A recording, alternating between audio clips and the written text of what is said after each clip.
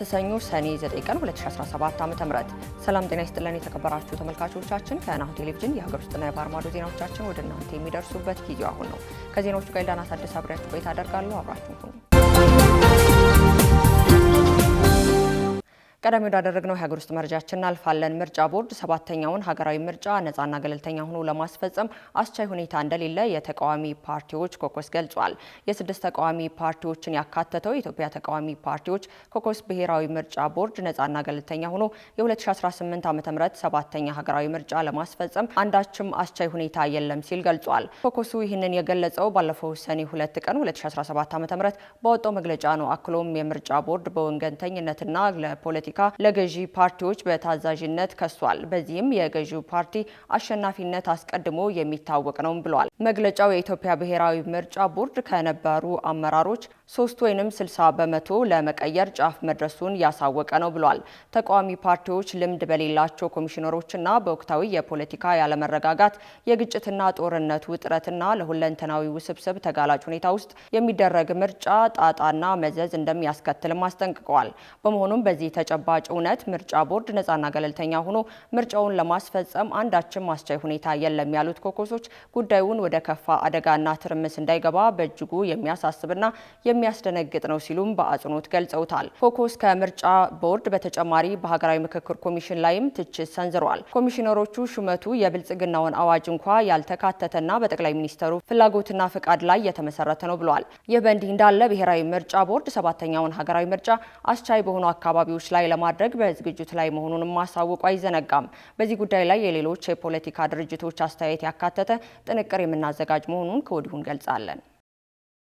በአዲስ አበባ የሚገኙ የግል ትምህርት ቤቶች በመጪው የትምህርት ዘመን እስከ 65 በመቶ ክፍያ ጭማሪ እንዲያደርጉ መፈቀዱ ተሰምቷል። በአዲስ አበባ ከተማ አስተዳደር ስር የሚገኙ 1227 የግል ትምህርት ቤቶች በ2018 ዓ.ም የትምህርት ዘመን እስከ 65 በመቶ ድረስ የትምህርት ቤት ክፍያን ጭማሪ እንዲያደርጉ እንደተፈቀደላቸው ተሰምቷል። የከተማው ካቢኔው ባጸደቀው የግል ትምህርት ቤቶች አገልግሎት ክፍያ አሰራር ስርዓት ረቂቅ ደንብ ቁጥር 194/2017 መሰረት በ2018 ዓ.ም የትምህርት ዘመን ከ1585 የግል ትምህርት ቤቶች ውስጥ 1227 ያህሉ እስከ 65 በመቶ ብቻ የትምህርት ቤት ክፍያ ጭማሪ ማድረግ እንዲችሉ የአዲስ አበባ ከተማ የትምህርትና ስልጠና ጥራትና ቁጥጥር ባለስልጣን ዋና ስራ አስኪያጅ አቶ ኢዘዲን ሙስባሃን ጠቅሶ ሪፖርተር ዘግቧል። በ2018 ዓ.ም ጭማሪ ያደረጓሉ ተብለው የሚጠበቁ 1227 ትምህርት ቤቶች አስቀድመው የክፍያ ጭማሪ መነሻ ሀሳብ አቅርበዋል ሲባል የዋጋ ግሽበት ጭማሪ በሚል ያቀረቡት ጭማሪን አስደንጋጭ ነበርም ብለዋል። የከተማ አስተዳደሩ ካቢኔ የክፍያ ጭማሪ ጣሪያውን ሲያስቀምጥ አንዱ መሰረት ያደረገው ነጥብ የትምህርት ቤቶች ጥራት እንደሆነም ተጠቅሷል። በዚህም ትምህርት ቤቶች ከደረጃ 1 እስከ ደረጃ 4 ተብለው በመስፈርት መለየታቸውም ተገልጿል። ከነዚህም ውስጥ ጥራቱ የተሻለ የሚባለው ደረጃ 4 ትምህርት መሆኑን ዘገባው አክሏል። በዚህም ቅድመ መደበኛ ደረጃ ትምህርት ቤቶች የዋጋ ጭማሪ የሚያደርጉት እስከ 45 በመቶ ብቻ ነው ተብሏል። በዚህም መሰረት አንደኛ ደረጃ ትምህርት ቤቶች እስከ 40 በመቶ፣ መካከለኛ ደረጃ ትምህርት ቤቶች እስከ 45 በመቶ፣ ሁለተኛ ደረጃ ትምህርት ቤቶች እስከ 55 በመቶ ዋጋ መጨመር ይችላሉ ተብሏል። በጣሪያው መሰረት 144 ትምህርት ቤቶች ከ40 በመቶ የመጨረሻው ጣሪያ ማለትም እስከ 65 በመቶ ክፍያ መጨመር እንደሚችል ተጠቁሟል። በከተማ አስተዳደሩ ከሚገኙ 1585 ትምህርት ቤቶች መካከል 358 ያህሉ በ2016 ዓ.ም የትምህርት ዘመን የጨመሩ ስለመሆኑም በቀጣይ ዓመት እንደማይጨምሩም ተገልጿል።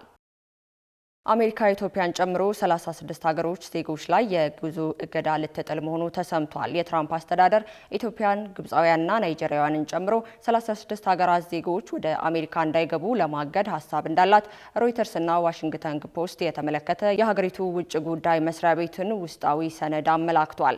በውጭ ጉዳይ ሚኒስተር ማርኮ ሮቤት የተፈረመውና ለዲፕሎማቶች የተዘጋጀው ሰነድ ላይ በቀጣይ ዜጎች ላይ እገዳ ሊጥል ያሰባቸውን 36 ሀገራት ዝርዝር የሰፈረ ሲሆን ሀገራቱ ከእገዳው ለመውጣት የሚጠበቅባቸውን ማስተካከያዎችም ተካቶባቸዋል። ሰነዱ ዜጎችን ወደ አሜሪካ እንዳይገቡ ሙሉ ወይንም ከፊል እገዳ የሚጥልባቸው አገራትን በመለየት በማስቀመጥ ይህን እገዳ ተግባራዊ ከመሆኑ በፊት ሀገራቱ የሚጠበቅባቸውን መመዘኛዎችና ማስተካከያዎች እንዲያደርጉ የ2 ወራት ጊዜ ገደብ እንደሚሰጥም ተጠቅሷል። ባለፈው ሳምንት ማብቂያ ላይ ለሚመለከታቸው ዲፕሎማቶች የተሰራጨው ሰነድ የውጭ ጉዳይ መስሪያ ቤቱ የተቀመጡ መመዘኛዎችና ግዴታዎች በ60 ቀናት የሚያሟሉ ከሆኑ ሙሉ ወይንም ከፊል የጉዞ እገዳ የሚጣልባቸው አሳሳቢ የሆኑ 36 ሀገራት ለይቷል ማለቱን ሮይተርስ አመላክቷል። ባለፈው ግንቦት ኤርትራ፣ ሱዳንና ሶማሊያን ጨምሮ 7 የአፍሪካ ሀገራት ባለባቸው 12 ሀገራት ላይ ፕሬዚዳንት ትራምፕ የሀገራቸውንና የሕዝባቸውን ደህንነት ለመጠበቅ በሚል ትዕዛዝ ፈርመው ተግባራዊ መሆኑን ቢቢሲ አስነብቧል።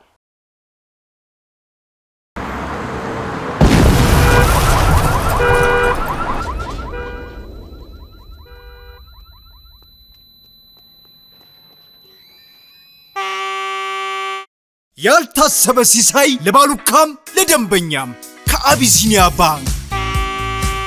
ይህ እጣ አይደለም፣ ቢዝነስ የሚደጉም ጉርሻ ነው። የቢዝነስ ባለቤቶች ክፍያዎችን በአቢሲኒያ ባንክ የክፍያ አማራጮች በመቀበል እስከ 1.6 ሚሊዮን ብር ጉርሻ ፈሱ። ከሲሳዩ ማንም አይቀርም። ካሸሮችና አስተናጋጆች ተፍ ተፍ ብላችሁ በየዕለቱ እስከ 500 ብር ጉርሻ ወደ ኪሳችሁ። ለደንበኛም ጠብሰቅ ያለ ሌላ ሲሳይ ይዘናል። በአቢሲኒያ ባንክ የሚከፍሉ ደንበኞች በመሃል አዲስ አበባ የመኖሪያ ቤት እድለኛ ይሆናሉ። ማመን ቢከብድም ይህ ሁሉ ከአቢሲኒያ ባንክ። አቢሲኒያ የሁሉም ምርጫ። ደንብና ሁኔታዎች ተፈጻሚነት አላቸው። ምን አሰብክ ታዲያ? ዛሬ ላደርገው እኮ የምርህን ነው? አዎ። ታዲያ እዚህ ምን ትሰራለህ? ሂዳ ታዲያ አንበሳ ታዲያ ይቅና። አመሰግናለሁ።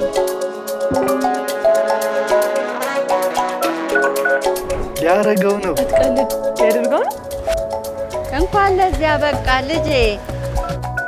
የእውነትህን ነው? ወይኔ ደስ ሲል። ይህ በጣም ደስ የሚል ዜና እኮ ነው። ሰማሁ እኮ በጣም ደስ ብሎኛል።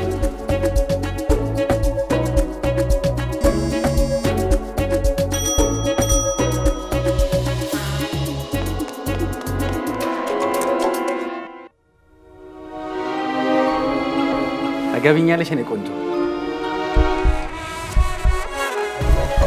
የትኛውንም አይነት የሳፋሪኮም ጥቅል ገዝተው ወደ ቴሌ በመደወል ያለ ሐሳብ ያውሩ።